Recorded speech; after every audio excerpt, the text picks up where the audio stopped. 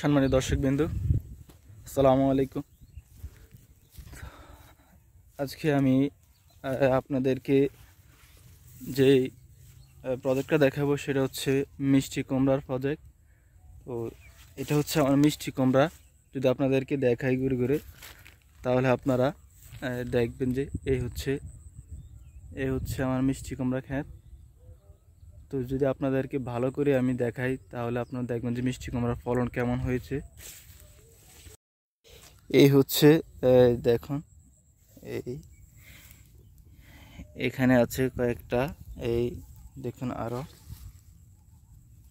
এই হচ্ছে মিষ্টি কুমড়া। তো আমি এই মিষ্টি কুমড়াগুলো লাগাইছি আজকে প্রায় 4 মাসের উপর হয়েছে। 4 মাসের উপরে। এটা হাইব্রিড জাতের মিষ্টি কুমড়া।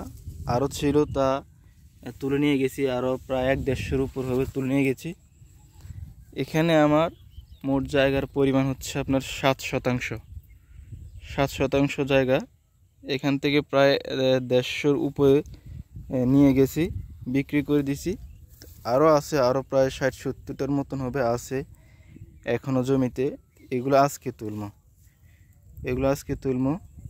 গত ওইগুলা যেগুলো তুলছিলাম ওইগুলার প্রতি পিস গড়ে যদি দেখা যায়, এখানে ছোট আছে, বড় আছে, মাঝারিও আছে, গড়ে এই 4 কেজি আর 5 কেজি এরকম। একটা নষ্ট হয়ে গেছে, একদম নষ্ট হয়ে গেছে একটা। তো এগুলা 4 কেজি 5 কেজি। তো এগুলা আপনার গড়ে বিক্রি করছিলাম ওই দিনকে 50 টাকা করে।